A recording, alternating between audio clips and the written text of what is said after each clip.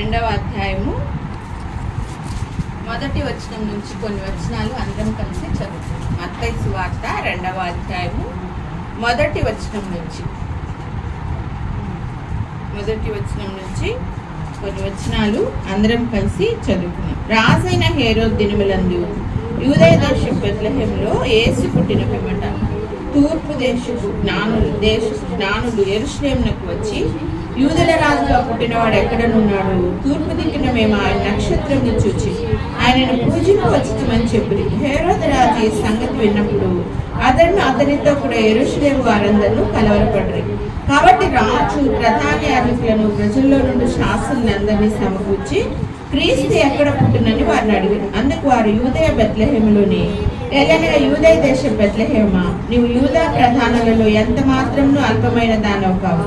ఇశ్రాయేలు నా ప్రజలను పరిపాలించు అధిపతి నీలో నుండి వచ్చు అని ప్రవక్త ద్వారా రాయబడి ఉన్నదండి. అంతటా హేరోదు ఆ జ్ఞానులను రహస్యంగా పిలిపించి ఆ నక్షత్రం కనబడిన కాలం వారి చేత పరిష్కారంగా తెలుసుకుని, మీరు వెళ్ళి ఆ శిశువు విషయమై జాగ్రత్తగా విచారించి తెలుసుకొని గాని నేను వచ్చి ఆయనను పూజించినట్టు నాకు వర్తమానం తండని చెప్పి వారిని బెత్లెహేమునకు పంపిన. వారు రాజు మాట విని బయలుదేరిపోచుండగా ఇదిగో తూర్పు దేశంలో వారు చూచిన నక్షత్రం ఆ శిశువు ఉండిన చోటికి వీలుగా వచ్చి నిలిచే వరకు వారికి ముందుగా నడిచెను. వారు ఆ నక్షత్రం చూసి అత్యానంద భరితులై ఇంటిలోనికి వచ్చి తల్లి అయిన మరియను ఆ శిశువును చూచి సాగిలపడి ఆయనను పూజించి తమ పెట్టెలు విప్పి బంగారంను సాంబ్రాణిని గోళంను కానుకలుగా ఆయనకు సమర్పించింది. తర్వాత హేరోదునద్దకు వెళ్ళవద్దని స్వప్నమందు దేవుని చేత బోధింపబడిన వారే వారు మరి యొక్క మార్గమున తమ దేశములకు తిరిగి వెళ్ళింది. అలాగే యెషయా గ్రంథము 30వ అధ్యాయం 18వ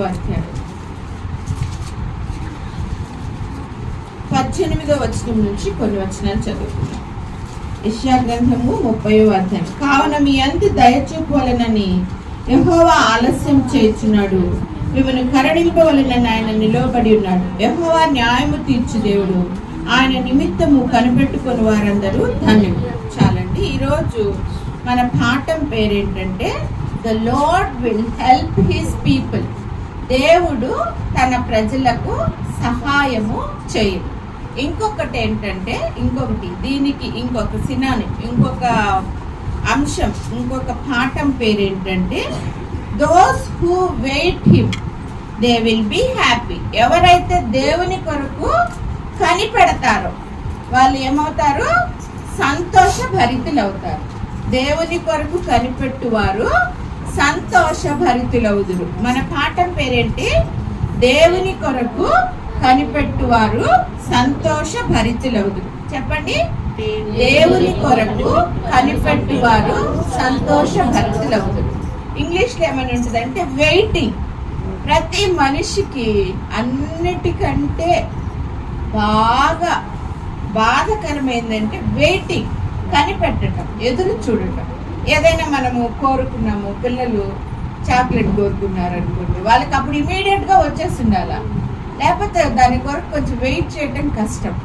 లేదా పెద్దోళ్ళు ఒక ఇల్లు కట్టుకోవాలనుకున్నారు, మధ్యలో బ్రేక్లు వస్తే చాలా కష్టం అనిపిస్తుంది. ఎప్పుడెప్పుడు అయిపోతుందా ఇది, ఎందుకబ్బా ఈ కష్టం వచ్చింది అని అనిపిస్తుంది. అట్లా ఎవరెవరు దేని కొరకు ఎదురు చూస్తూ ఉంటారు. ఒక ట్రైన్ దగ్గర పోయాము, బస్సు దగ్గర పోయాము, అది మనం అనుకున్న సమయానికి రాలేదు, వాళ్ళే విసుకుంటుంది. ఇంటికాడ ఉంటే అది చేస్తుంటాను, ఇది చేస్తుంటానని. సో అన్నిటికంటే మనకి విసుకొచ్చేదేంటి? వెయిటింగ్, ఎదురు చూడటం. అయితే బైబిల్ ఏం చెప్తుంది? మిమ్మల్ని కరుణింపవలెనని ఆయన నిలవబడి ఉన్నాడు. యెహోవా న్యాయము తీర్చు దేవుడు, ఆయన నిమిత్తము కనిపెట్టుకుని వారందరూ ధన్యులు. ఆయన నిమిత్తం కనిపెట్టుకుంటే ఎలా ధన్యులు అవుతారు అంటే, ఫర్ ఎగ్జాంపుల్ మనము ఒక వ్యక్తికి ఒక చిన్న బిడ్డ ఉన్నాడు అనుకోండి. చిన్న బిడ్డ ఏదైనా బొమ్మతో ఆడుకుంటా ఉన్నాడు, ఏదైనా కీ బొమ్మతోనో లేదా ఎలక్ట్రానిక్ గుడ్తోనో, అది పాడైపోయింది. వాళ్ళ నాన్నకో అమ్మకో ఎవరికో ఇస్తాడు, రిపేర్ చేసి అంటే వాళ్ళు చేస్తూ ఉంటారు. నిజంగా వాళ్ళ పని అది కాకపోయినా బిడ్డ కోసం అని చెప్పి ఏం చేస్తారు? తనకలాడుతూ ఉంటారు. దాన్ని ఎట్టైనా కానీ బాగు చేపించి బిడ్డను నేను సంతోషింప చేయాలి అనేసి. కానీ అంత లోపే ఆ బిడ్డకి ఏమైపోతుంది? ఆత్రం వచ్చేస్తుంది, పీక్కునేస్తాడు. ఏంది డాడీ ఇంకా చేయలేదు అని అంటాడు. మళ్ళీ వాడికి చేత కాదు, మళ్ళీ ఇస్తాడు. మళ్ళీ వాళ్ళ డాడీ వెయిట్ చేస్తారు, చుట్టూరు తిరుగుతూ ఉంటాడు. మధ్యలో అట్టగా డాడీ ఇటు తిప్పు అటు తిప్పు అది చేయి ఇది చేయని కొన్ని సలహాలు కూడా ఇస్తూ ఉంటాడు వాడికి తెలియకపోయినా. మనుషులంగా మనం కూడా అలాంటి స్వభావమే. దేవునికి ఏదైనా అప్పగించామనుకోండి, అప్పుడు మనం ఏం చేస్తాము, వెయిట్ చేయలేక ఏం చేస్తామంటే కొన్ని అడ్వైజర్ ఇస్తాం. దేవుడు అని విట్టి చేర్చి అని చెప్పి దేవుడికి చెప్తాం. లేదంటే దేవుడికి చేత కావట్లేదని మనమే దాన్ని హ్యాండిల్ చేయడానికి లాక్కునేసేస్తాం. లేదా అంటే దేవుడి చుట్టూ విసుగు వచ్చేటట్టుగా, లేకపోతే వాళ్ళ పని, ఇప్పుడు మనకు ఒక పని అప్పగించి ఆ పని మీద పైన వచ్చి కూర్చుంటే మనం పని చేయగలమా, అట్లన్నా చేస్తూ ఉంటాం. అయితే అలా కాకుండా దేవుని కొరకు కనిపెట్టుకుంటే వాళ్ళు ఏమవుతారంట, సంతోష భరితులు అవుతారు. మనం ఏమని, యెహోవా కొరకు ఆయన నిమిత్తము కనిపెట్టుకుని వారు ధన్యులు. Those who wait for the Lord they will be happy. ఎవరైతే దేవుని కొరకు కనిపెట్టుకుంటారో వాళ్ళు సంతోష భరితులు అవుతారు. ఎలా అవుతారు, ఎలాగ వాళ్ళు సంతోష భరితులు కాగలుగుతారు? దేవుని కొరకు కనిపెట్టుకోవటం అంటే దేని కొరకు కనిపెట్టుకోవటం? మనం యెషయా గ్రంథాన్ని మొత్తాన్ని ఒక గుప్పుగా ఒక పూర్తిగా ఒక అర్థవంతంగా మనం చదివామనుకోండి, యెషయా గ్రంథం చదివేటప్పుడు ఇంకా మనిషికి ఉండే ప్రతి బలహీనత, ఆ ప్రతి బలహీనత నుంచి దేవుని యొక్క విడుదల కొరకు ఆయన చేసేటటువంటి ప్రతి ప్రణాళిక ఇందులో దాచబడి ఉంటుంది.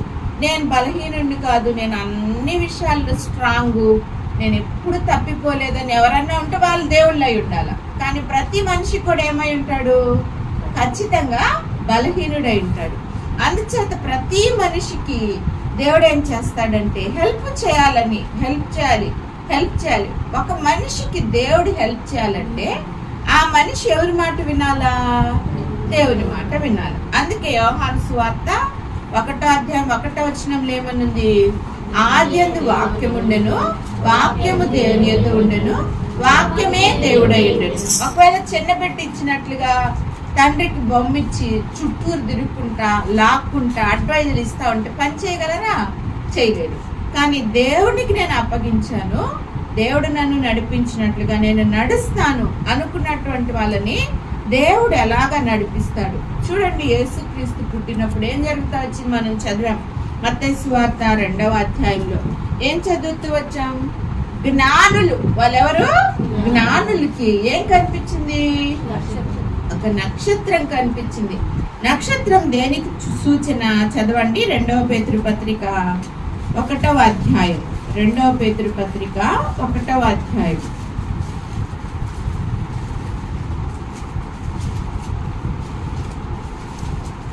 1వ అధ్యాయము 16వ వచనం నుంచి చదువుతాను. ఏలైనగా చమత్కారంగా కల్పించిన కథలను అనుసరించి మన ప్రభు అయిన యేసుక్రీస్తు యొక్క శక్తిని, ఆయన రాకడను మేము మీకు తెలుపలేదు, కానీ ఆయన మహాత్మ్యమును మేము కనులారా చూచిన వారమై తెలిపితిమి. ఈయన నా ప్రియ కుమారుడు, ఈయన యందు నేను ఆనందించుచున్నాను అను శబ్దము మహాదివ్య మహిమ నుండి ఆయన యొద్దకు వచ్చినప్పుడు తండ్రి అయిన దేవుని వలన ఘనతయు మహిమయు ఆయన పొందగా మేము ఆ పరిశుద్ధ పర్వతం మీద ఆయనతో కూడా ఉండిన వారమై ఆ శబ్దం ఆకాశం నుండి రాగా వింటిమి. మరియు ఇంతకంటే స్థిరమైన ప్రవచన వాక్యం అనుకున్నది, తెల్లవారి వేకువ చుక్క మీ హృదయంలో ఉదయించు వరకు ఆ వాక్యము చీకటి గల చోట్ల వెలిగించి దీపమైనట్టున్నది. దాని అందు మీరు లక్ష్యముంచిన ఎడల మీకు మేలు. ఒకడు తన ఊహను బట్టి చెప్పుట వలన లేఖనములలో ఏ ప్రవచనమును పుట్టదని మొదట గ్రహించుకొనవలెను. ఏలైనగా ప్రవచనం ఎప్పుడును మనిషిని ఇచ్చిన బట్టి కలగలేదు, కానీ మనుషులు పరిశుద్ధాత్మల ప్రేరేపింపబడిన వారై దేవుని మూలముగా పలికింది. సో ఇప్పుడు మనం చదివిన దాంట్లో దేవుని వాక్యం ఏంటంట, నక్షత్రం. దేవుని వాక్యం ఏంటి, నక్షత్రం. ఎలాగా అంటే పేతురు భక్తుడు పేతురు గ్రంథాన్ని రాస్తూ అందరికంటే నియర్ అండ్ డియర్, దేవునితో దగ్గరగా ఉండి దేవుని పలకరించి దేవుని భుజం బట్టి ఊపి దేవునికి ఆలోచన చెప్పినటువంటి వ్యక్తి ఎవరు, పేతురు. అలాంటి వ్యక్తి యేసు ప్రభు శిలువ మరణానికి ముందు ఏం చేస్తూ వచ్చాడు? ఆయన ఎవరో నాకు తెలియదు అని చెప్పాడు. అయితే ఆయన యేసు ప్రభుతో ఉన్న కాలంలో చాలా మహత్యాలు చూశాడు. ఆ మహత్యాలలో ఒక మహత్యం ఏంటంటే, ఆయన కొండ మీద ఉన్నప్పుడు తండ్రి అయిన దేవుడు వచ్చి ఆయనతో మాట్లాడి, ఈయన నా ప్రియకుమారుడు, ఈయన యందు నేను ఆనందించుచున్నాననే స్వరాన్ని డైరెక్ట్ గా విన్నాడు. అది ఎంత అద్భుతం కదా. అయితే ఏం చెప్తున్నాడంటే, అంతకంటే స్థిరమైన ప్రవచన వాక్యము మనకున్నది. మేము విన్నాం చూడు, మేము దేవుణ్ణి తాకాము, విన్నాము, అంతేకాదు చూచాము. వాటన్నింటికంటే ద బెస్ట్ థింగ్ ఏంటంటే, అంతకంటే స్థిరమైన ప్రవచన వాక్యం మనకున్నది. తెల్లవారు వేకువ చుక్క మీ హృదయంలో ఉదయించు వరకు అది చీకటి గల చోట్లలో వెలుగిచ్చు దీపమైనట్టుంటది. దేవుని వాక్యము నక్షత్రం మనకేం చేస్తుంది? నైట్ వెలిగిస్తుందా వెలిగిదా? ఎప్పుడైనా ఒరే చుక్కలు కూడా లేవురా, అంత చీకటి అయిపోయింది అనుకుంటాం కదా. అయితే చుక్కలు ఉంటే ఏం అవుతుంది? మనకు వెలిగిస్తుంది, దారి కనిపిస్తుంది. అడవి ప్రాంతంలో అయితే మనకి మరీ ఇంకా వెన్నెల చాలా అవసరం అవుతుంది. చంద్రుని వెన్నెల, నక్షత్రాల యొక్క వెలుగు మనకి చాలా అవసరం అవుతుంది. ఒరే ఈరోజు చీకటి అయిపోయింది, కొన్నన్న నక్షత్రాలు, చంద్రుడి వెన్నెలు ఉంటే మనకి బాగుండేది అని అనిపిస్తుంది. కనుక ఈ నక్షత్రాలు మనల్ని ఏం చేస్తాయి? చీకటి గల చోట్లలో వెలిగించే దీపాల్లాగా పనిచేస్తూ ఉంటాయి. ఈ నక్షత్రం ఒకటి ఎవరికి కనిపించింది? నక్షత్రము అంటే ఏంటి చెప్పండి? దేవుని వాక్యం. పేతురు ఏం చెప్తూ వచ్చాడు? మేము కొండ మీద యేసు ప్రభు దగ్గరికి తండ్రి అయిన దేవుడు దిగి వచ్చి, ఇదిగో ఈయన నా ప్రియ కుమారుడు, ఈయన యందు నేను ఆనందించుచున్నానని చెప్తే మేము చెవులారా విన్నాము, కళ్ళారా చూసాము. అంతకంటే స్థిరమైన ప్రవచన వాక్యం మనకున్నది. తెల్లవారు వేకువ చుక్క మీ హృదయంలో ఉదయించే వరకు అదేం చేస్తంట? చీకటి గల చోట్ల వెలుగిచ్చు దీపమైనట్టుంటది. దేని యందు మీరు లక్ష్యం ఉంచాలా? ఆ యొక్క వాక్యమునందు లక్ష్యం ఉంచిన ఎడల మీకేమవుతుందంట? మీ మేలు. మనకి మేలు కలగాలంటే మనం దేని యందు లక్ష్యం ఉంచాలా?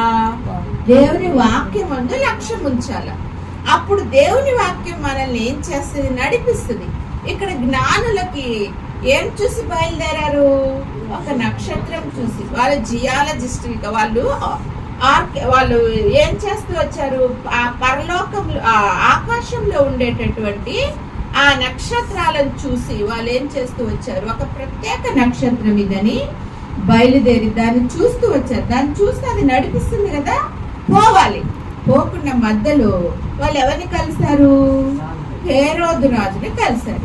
చాలా సార్లు మనం కూడా దేవుని వాక్యం మనల్ని నడిపిస్తా ఉన్నప్పుడు, ఒరే వాళ్ళు మనకంటే జ్ఞానులు కదా, వాళ్ళు మనకంటే పండితులు కదా, వాళ్ళు మనకంటే ఇలాంటి వాళ్ళు కదా అని వాక్యాన్ని పక్కన పెట్టి ఎవరినో వెంబడిస్తాం. అది మనల్ని ఏం చేస్తుంది? దారి తప్పించేస్తుంది. తప్పించదా? అసలు ఆయనకు తెలీదు, వీళ్ళకి తెలుసు. కానీ అందుకే దేవుని వాక్యం ఒక సామాన్యుడికి తెలుస్తుంది. మనం ఈ లోకంలో ఉండే పండితులు, ఏదో ఒక గొప్ప రాజకీయ నాయకులు, లేకపోతే ఇంకో గొప్ప వ్యక్తులు, లేకపోతే శాస్త్రవేత్తలు, వాళ్ళందరికీ దేవుని వాక్యం నడిపించుకుంటుందని మనం అనుకోవటానికి లేదు. ఎవరైతే దేవుని వాక్యాన్ని చదువుతారో, ఎవరైతే దేవుని వాక్యాన్ని విశ్వసిస్తారో, ఎవరైతే దేవుని వాక్యాన్ని అనుసరిస్తారో వాళ్ళకు మాత్రమే ఆ వాక్యం యొక్క ప్రత్యక్షత తెలుస్తుంది. ఆ వాక్యం నడిపించే తీరు తెలుస్తుంది. అలాగే తెలియకపోతే మనం ఏం చేయలేము? ఆ దేవుని యొక్క వాక్యమును బట్టి నడవలేము. ఇక్కడ ఈ జ్ఞానులు చూడండి, ఆకాశంలో ఉండే నక్షత్రాన్ని గుర్తుపట్టే అంత జ్ఞానులు. కానీ వాళ్ళు ఎక్కడ పోయారు? పప్పులో కాలేసేసారు. ఎవరి దగ్గర పోయారు? హేరోదు రాజు దగ్గరికి వెళ్ళి అడిగితే ఆయనకి లోపల అట్లే కలవరం వచ్చేసి నేను కాకుండా వేరే రాజున్నాడు. అంతేకాదు, అందరికి వచ్చిందంట. హేరోదుతో పాటు అక్కడ ఉండే వాళ్ళందరూ కలవరపడితే హేరోదు ఏమి తెలియనట్టుగా నటించి ఏం చేశాడు?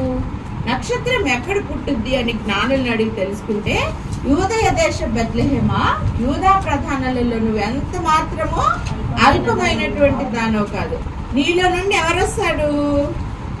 ఈయన రాజ్యం నేరేటటువంటి రాజు వస్తాడని ఉంది అనేసరికి సరే ఇప్పుడు ఏం చాలా నక్షత్రం అయితే ఉంది, కానీ నన్ను మించినటువంటి వ్యక్తి ఉండటం నాకు ఇష్టం లేదు కదా.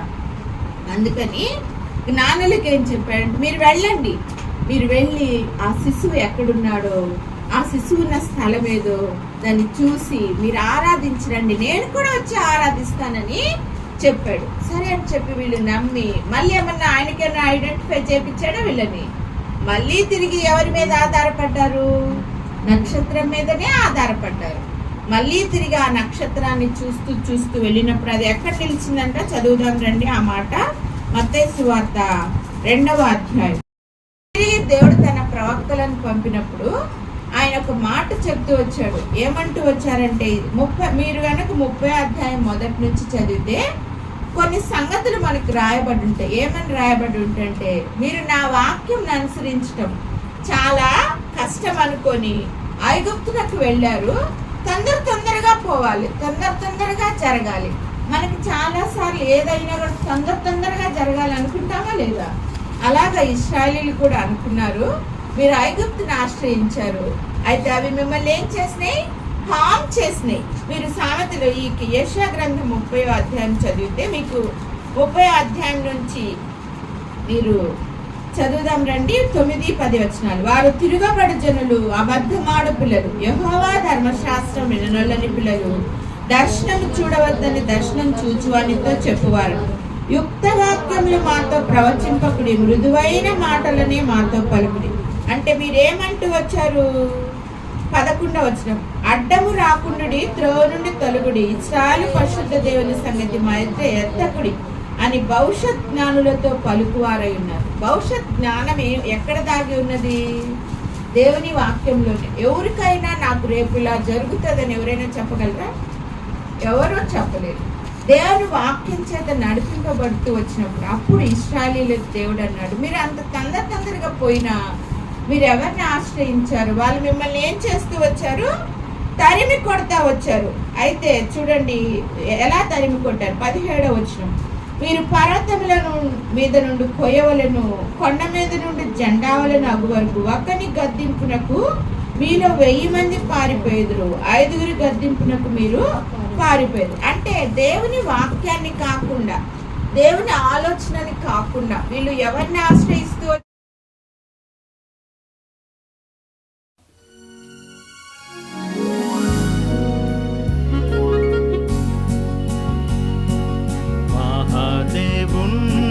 పరిశుద్ధుడగు తనయుని, మహాదేవుండు పరిశుద్ధుడగు తనయుని, అర్పించెను నీపై మక్కువతో వందనమర్పించుము, అర్పించెను నీపై మక్కువతో వందనమర్పించుము. పైనున్న వాటినే వెంటాడుచు ఇహలోక సంగతులు గమనించక, పైనున్న వాటినే వెంటాడుచు ఇహలోక సంగతులు గమనించక, క్రీస్తేసుతో